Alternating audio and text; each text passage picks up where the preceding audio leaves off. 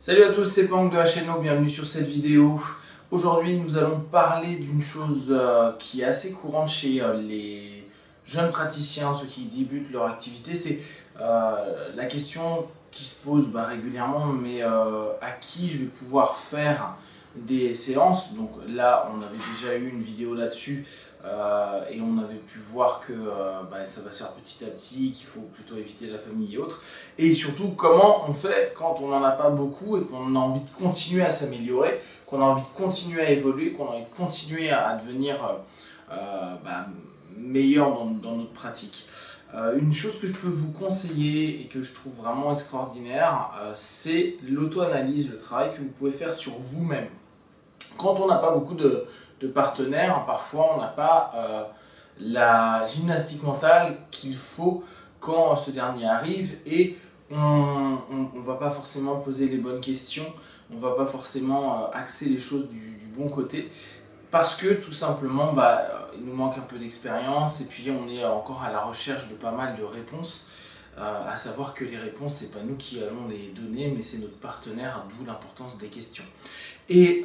pour pouvoir au quotidien avoir un feedback sur ce que vous faites, je vous conseille vraiment de bosser sur vous, de bosser dans le sens de l'analyse, c'est-à-dire que vous allez prendre un quart d'heure, une demi-heure, une heure par jour à noter un petit peu vos problématiques, ce qui vous ont gêné, ce qui vous ont apporté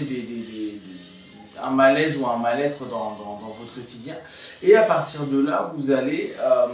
commencer à faire une démarche comme vous l'auriez fait sur la phase de questionnement d'anamnèse pour un client, pour un patient ou par un partenaire, je ne sais pas comment vous les appelez, et vous allez vraiment structurer dans vos têtes. Moi, je vous conseille vraiment de le faire par écrit. Les questions et les réponses. Vu que c'est vous, vous allez avoir un feedback immédiat. Vous allez voir si les questions sont suffisamment précises, si vos réponses semblent adaptées ou pas. Et vous allez petit à petit faire une gymnastique qui va vous emmener dans un état de transe automatiquement parce que vous êtes en focalisation interne et qui vous a emmené dans une forme d'auto-hypnose assez active et qui permettra de vraiment commencer à structurer la façon dont vous allez mettre en place une session, sur quoi vous pouvez rebondir quand le partenaire, alors vous-même en l'occurrence, va parler d'un élément et que automatiquement vous observez qu'il y a des liens entre ci et ça. Et ça, c'est très intéressant parce que si vous le faites en interne,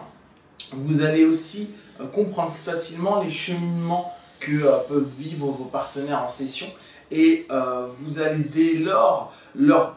permettre une forme de fluidité dans la réflexion parce que vous êtes un peu tac au tac à ce moment-là, vous êtes vraiment dans une énergie commune parce que vous êtes dans cette démarche qui est beaucoup plus fluide à l'intérieur de vous, donc automatiquement vous allez l'exprimer de manière beaucoup plus fluide. Le faire au quotidien, c'est utile déjà parce que si vous avez reçu des patients et autres et que vous avez fait à un moment ou à un autre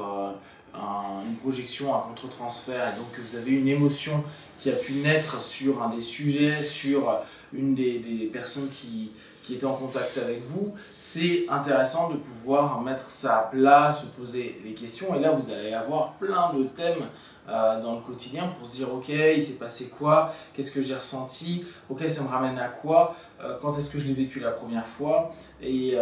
quand je l'ai vécu, est-ce que je l'ai bien ou mal vécu, si je l'ai mal vécu, est-ce que j'ai travaillé dessus, si j'ai travaillé dessus, qu'est-ce qui fait qu'aujourd'hui je ressens encore une émotion qui me trouble pendant une session. Donc ça, indirectement, c'est que c'est pas encore complètement intégré à moi. Qu'est-ce que je peux faire pour ça? Est-ce qu'il y a d'autres moments où je l'ai vécu? Dans son histoire, qu'est-ce qui d'autre m'a ramené à moi-même? Dans ce cas-là, quel outil je lui ai proposé, est-ce que c'est les mêmes outils que je me proposerai à moi-même pour une problématique qui peut sembler similaire ou en tout cas où les échos sont les mêmes, et ainsi de suite. Et vous allez comme ça pouvoir d'une part faire un boulot sur vous qui est passionnant et d'autre part vraiment développer cette faculté à rebondir sur une question, à aller creuser des choses qui d'apparence paraissent très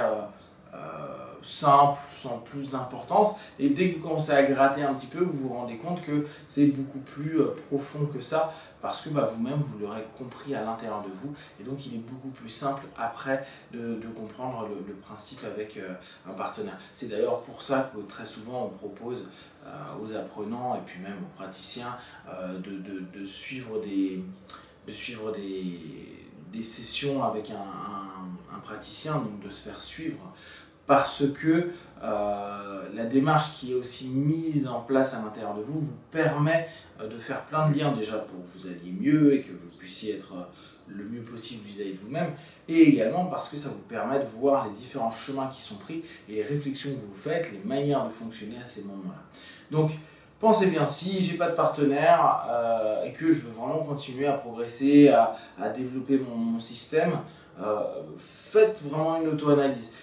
Certes, vous n'allez pas faire une induction et des métaphores, bien que après, si vous connaissez l'auto-hypnose, vous faites une session telle que vous l'auriez fait à un partenaire. Ce qui pour moi est important au départ, c'est vraiment cette notion de flexibilité sur la question, de rebondir, de creuser, de voir différentes possibilités et différentes choses qui peuvent être exprimées par vous, puis ultérieurement par un partenaire.